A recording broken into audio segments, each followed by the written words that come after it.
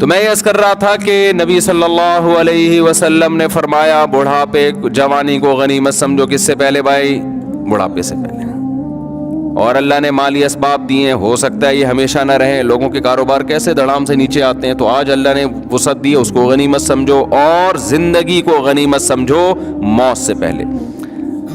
اب غنیمت سمجھنے کا مطلب کیا ہے؟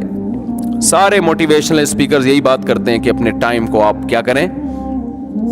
سیو کریں، اور ٹائم ویسٹنگ بری چیز ہے اور وغیرہ وغیرہ. لیکن ایک بڑا ٹیکنیکل فالٹ ان کی دعوت میں یہ ہوتا ہے کہ یہ ٹائم ویسٹنگ کی ڈیفینیشن اللہ سے نہیں پوچھتے کہ اللہ کی نظر میں وقت ضائع کرنا کسے کہتے ہیں، اور انسانوں کی نظر میں وقت ضائع کرنا کسے کہتے ہیں. ایک آدمی زنا کر رہا ہے ٹینشن سے بچنے کے لیے، یہ ٹائم ویسٹ کر رہا ہے اللہ کی نظر میں. موٹیویشنل جو مذہب کو نہیں مانتے ان کی نظر میں یہ ٹائم ویسٹنگ نہیں بلکہ ریلیکس ہو رہا ہے. تو آپ جب کسی ریاست میں ہو، خدا کا قانون ہے نا، تو آپ کچھ بھی کر لو، آپ کامیاب اسی صورت میں ہو خدا راضی ہے آپ سے. کتنا آسان کر دیا نا اسلام نے، ہے بھائی. کامیاب کون ہے بھائی؟ جس کا اللہ راضی ہے، ختم. ناکام کون ہے؟ جس کا اللہ راضی نہیں ہے. اب ایک ہدف بنانا آسان ہو گیا کہ نہیں ہو گیا؟ اور جو کافر ہے نا، یہ کلابازیاں کھاتے رہتے ہیں ساری زندگی، یہ سوچتے رہتے ہیں کہ ہم کیوں ہیں. آپ نے دیکھا ہوگا اکثر ان کی جو ڈیبیٹ ہوتی ہے نا، اس میں یہ بحث اٹھائی جاتی ہے، ہم ہیں کیوں،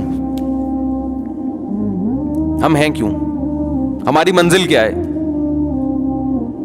تو اس پہ ان کی بحث ہوتی ہے. اب آپ بتاؤ، یہ بحث ہوتی ہے اتفاق رائے سے ختم ہوتی ہے، یہ اختلاف باقی رہتا ہے؟ اختلاف باقی رہتا ہے. تو جب یہ آپس میں یہ طے ہی نہیں کر پائے کہ ہمارا ہدف کیا ہے، تو ہمیں لے کے کیسے جائیں گے اس کی طرف؟ آپ ٹرین میں بیٹھ گئے ہو، پتہ ہی نہیں چل رہا کہ جانا کدھر ہے. ایک آدمی کہہ رہا ہے پشاور چلتے ہیں، دوسرا کہہ رہا ہے نہیں جی ملتان چلتے ہیں، تیسرا کہہ رہا ہے نہیں جی لاہور چلتے ہیں، چوتھا کہہ رہے ہیں خانے وال چلتے ہیں، پانچواں کہہ رہے ہیں سرگودا چلتے ہیں، کہہ رہے ہیں نہیں کوئٹہ چلتے ہیں. اور ابھی اختلاف حل نہیں ہوا اور چل پڑے، تو پتہ نہیں کہاں جاؤ گے میرے بھائی. نہ کوئٹہ جاؤ گے کچھ پتہ نہیں کہاں جاؤ گے.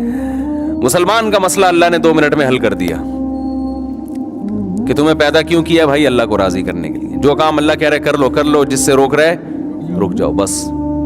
اور 3 درجات بتا دیے کہ دیکھو 3 قسم کے لوگ ہوتے ہیں مارکیٹ میں، 3 قسم کی پبلک پائی جاتی ہے. ایک ہے اصحاب الیمین، یعنی کامیابی کے بھی 3 درجات ہیں نا. ایک تو وہ ہیں جو ناکام لوگ ہیں، ایک وہ ہیں جو کامیاب ہیں، ایک وہ ہیں جو کامیابی میں بھی کامل ہیں. جیسے ہوتے ہیں نا جو ہم جسے کہتے ہیں کہ اے کیٹیگری کے لوگ، اور کچھ بی کیٹیگری کے ہوتے ہیں، کچھ ہوتے ہیں سی. ہم نے جب میٹرک کیا تو اے بی سی ڈی ای پتہ نہیں کون کون سے گریڈ تھے، اب پتہ نہیں وہ سسٹم ہے یا نہیں ہے. تو ایف سے بھی پاس ہو رہے ہوتے تھے لوگ. حکومت نے کوشش کی بھی تھی کہ جس حد تک پاس ہو سکتے ہو نا، ساری اے بی سی ڈی سی پہ ختم کر دو تاکہ فیل کوئی نہ ہو. پھر بھی بہت سے دبا کے فیل ہوتے تھے. حالانکہ امتحانوں میں ماشاءاللہ بکس سامنے رکھی ہوئی ہوتی تھی، نقل ہی نہیں کرنی آ رہی ہوتی تھی لڑکوں کو. یہ تو ہمارا ماشاءاللہ ایجوکیشن کا ابھی بھی یہی حال ہے. اسی وجہ سے میں کہتا ہوں لڑکوں سے، آپ 9th کلاس کون سی کلاس میں نہیں پڑھتے؟ آپ پڑھتے کہاں ہیں؟ نہیں پڑھتے ہوتے نا. تو کیا بات کر رہا تھا یار، میں دماغ ادھر ادھر بہت گھومتا ہے. نہیں آخری جو بات تھی، ابے نہیں یار. ہاں 3 طرح کے لوگ ہوتے ہیں نا. ایک تو وہ ہوتے ہیں، وہ اے بی سی سے مجھے یاد آیا نا، جو سی کیٹیگری کے لوگ ہیں، ناکام ہیں.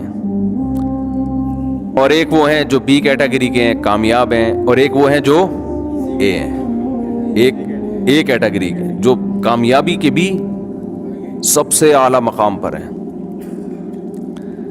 تو اللہ میاں نے بتا دیا بھائی کچھ لوگ ایسے ہیں جو گناہوں میں پڑے ہوئے ہیں، خدا نے کہہ دیا یہ مت کرو، وہ پھر بھی کر رہے ہیں. آپ کی زندگی اگر ایسے گزر جائے نا، آپ صرف فرائض اور واجبات پورے کر لیں اور کچھ بھی نہ کریں، تو اللہ کی نظر میں آپ کامیاب ہیں. بس जिस चीज़ को अल्लाह ने कह दिया तुम पे फ़र्ज़ है कर लो, जिस चीज़ को कह दिया कि नहीं करो उससे बच गए। बस ये है पहला स्टेप कामयाबी का। आखिरत के अजाब से बच जाएंगे, दुनिया में भी अल्लाह पाकीज़ा ज़िंदगी देगा, अल्लाह का वादा है। फ़लनुह्यियन्नहु हयातन तय्यिबा। तय्यिबा का मतलब सिर्फ पाकीज़ा नहीं, अट्रैक्टिव। आपको अपनी ज़िंदगी में सुकून महसूस होगा, मज़े की ज़िंदगी गुजरेगी। सिर्फ इतना कर लो। और जिन चीज़ों से बचने का हुक्म दिया ना, उसमें भी अल्लाह कहता है जो बड़े बड़े गुनाह उनको छोड़ दो, छोटे मोटे माफ़ कर दूंगा मैं। और आसान कर दिया, लो भाई। इन तज्तनिबू कबाइर मा तुनहौना अन्हु नुकफ्फिर अन्कुम सय्यातिकुम। अगर तुम बड़े कबीरा गुनाहों से बचोगे, छोटी मोटी खताएं मिटा दूंगा। नुकफ्फिर ऐसे जैसे रबड़ लेके नहीं मिटाई जाती, वो मिट जाती है ना छोटी चीज। गुनाहों के पहाड़ हैं तो वो नहीं मिटते, वो तौबा से माफ होंगे। और ये जो गुनाहों से अल्लाह ने बचने का हुक्म दिया, इनमें वो गुनाह भी दाखिल हैं जिनका अल्लाह के हुकूक से ताल्लुक है, वो गुनाह भी दाखिल हैं जिनका मखलूक के हुकूक से ताल्लुक। अल्लाह के हुकूक में भाई नमाज कायम कर लो 5 टाइम। नमाज छोड़ देना सगीरा गुनाह है या कबीरा है? कबीरा गुनाह है। इससे बड़ा जुर्म इस्लाम में है ही नहीं। बस ये सोचा करो, अगर छोड़ने की गुंजाइश होती तो मैदान जंग में दुश्मन के सामने लड़ते हुए अल्लाह कह देता कि छोड़ दो। वहां इजाजत नहीं है तो अब तो कोई उज़र चलेगा ही नहीं। हालांकि वो सफर भी था और सामने दुश्मन भी है, वहां इजाजत नहीं दी। तो पहला काम अल्लाह मियां ने कहा कि नमाज कज़ा मत करो। दूसरा रमजान के रोजे जो अल्लाह के हुकूक में है, सॉरी इससे पहले ज़कात है। तीसरा रमजान के रोजे। चौथा जिंदगी में एक मर्तबा हज। इसी तरह अल्लाह के हुकूक में यह भी दाखिल है कि अल्लाह की तगयीर न की जाए, जिस डिजाइन में अल्लाह ने पैदा किया है ना उसको तब्दील ना किया जाए। तब्दीली बड़ी नौयत की होगी तो बड़ा जुर्म है। मिसाल के तौर पर आजकल जो अपनी जिन्स को तब्दील कर रहे हैं, ये बड़ी नौयत की, बहुत बड़ी नौयत की तब्दीली है ना। मर्द पैदा किया और आप क्या बन रहे हैं? औरत। हदीस में इस पे साफ लानत है। लानल्लाहुल मुखन्नसता मिनर रिजाल, कि जो मर्दों में औरत बनने की कोशिश करते हैं अल्लाह की उन पर लानत। लानत छोटे गुनाह पे होती है, बड़े गुनाह पे होती है। इसी तरह लड़कों से बदफेली की तरफ जाना, होमोसेक्सुअलिटी की तरफ जाना, ये सब ये छोटे गुनाह नहीं है।